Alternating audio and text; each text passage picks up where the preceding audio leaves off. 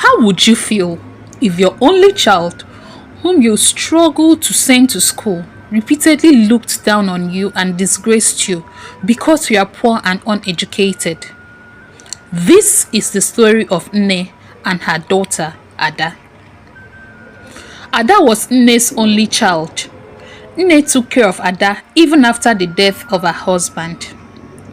She became a father and mother to Ada. Since they were poor, Nne did everything to make sure Ada had all the good things in life.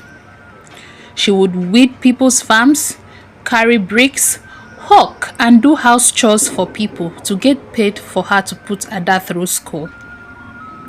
Severally, whenever Nne stepped out with her daughter, Ada would walk very fast because she did not want people to know that Nne was her mother. Nne, who could not speak fluent English, mostly used her local dialect to communicate with Ada, but Ada would reply in English even though she could speak her local dialect. It was obvious from all angles that Ada was ashamed of her mother. While she was in secondary school, she once got angry at her mother for coming to a PTA meeting just because her mother communicated with other parents in her local dialect. "Mommy, every other parent used Polish English to communicate, but you're always fond of using Igbo to talk. For goodness sake, it's an official gathering. Now you've made my classmate to laugh at me because you can't speak English. Please, don't attend my PTA meeting again.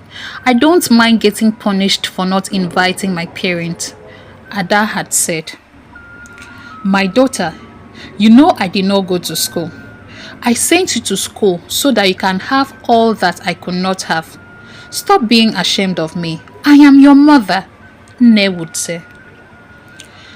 Nne kept working hard to provide money for her daughter till Ada graduated from the university. Nne was the happiest woman in the world. Her dream of making sure her daughter graduated had finally come true, and she started looking forward to Ada's convocation. Ada told her mother she wanted the best dress and hair for her convocation, and her mother never complained.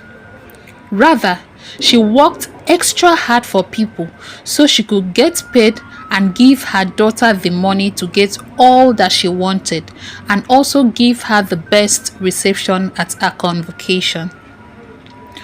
The day for the convocation finally came, and Ada told her mother she needed to leave early.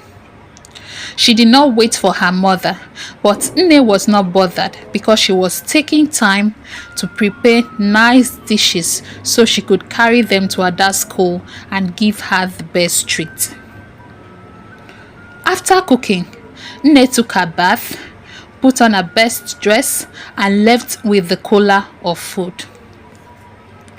When she got to Ada's school, she met Ada's colleagues taking pictures with their family and friends. So she asked them about her daughter, and they showed her where she was. Excitedly, Nne walked to where Ada was and met her taking pictures with her friends. Ada's friends greeted Nne, and Nne decided to join the pictures, but Ada stopped her. "No, you can't join my picture with your worn-out clothes and old-fashioned handbag. Why are you even here? I told you did not need to come," Ada said, covering her face in shame. "Ada, it's your day. My outfit does not matter. What matters is that you have made me happy today by being a graduate, and I want to take pictures with you, my daughter," Nne replied. "I don't want to take pictures with you, don't you understand? I'm ashamed of you. Look at the dirty cooler of food you're carrying. Look at your old hair tie. See your peeled shoes. I'm so ashamed. Check out how sophisticated my friends' parents look, and then you'll see why I'm ashamed of you. Just go home with your food, please," Ada said to her mother. Tears started to roll down from Nne's eyes. She couldn't believe her only daughter, whom she suffered to put through school, could humiliate her in front of her friend. Nne left with the cooler of food and Ada resumed taking pictures. Later that evening, Ada went with her friends for an after-party celebration. They drank and partied to their satisfaction. After the party, Ada boarded a taxi to go home. Unfortunately, the taxi got engaged in a terrible accident and Ada, who was brutally injured, became unconscious and was immediately rushed to the hospital. Soon, Nne, who was now worried about her daughter, received a phone call from the hospital, and without looking at the time, she rushed to the hospital. She met the doctor, who told her she needed to deposit some money before any treatment could commence. Luckily, she still had some money she had worked for. So without wasting time, she deposited all the money and the doctor began to treat Ada. There was no sleep in Nne's eyes as she watched over her daughter and prayed for her all through the night. The next morning, Ada regained consciousness and the first person she saw beside her was her mother. She couldn't talk because she was still in pain, so she just lay quietly. Ada stayed close to a week, but none of her friends visited her even after they were aware that she had an accident. The only person who had been with her all through her stay in the hospital was her mother.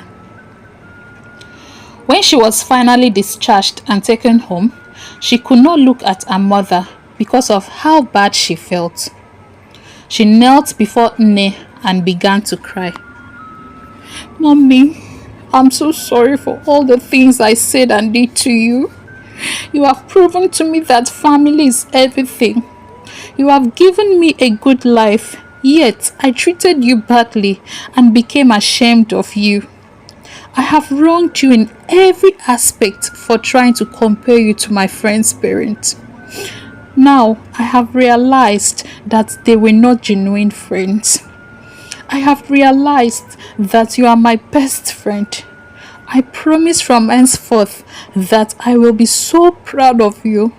I will let the whole world know how great a mother you are to me. I will take care of you and give you the best in life just as you've given me. I am so sorry, Mommy. Please forgive me," Ada said, crying. Nne looked at her daughter and held her.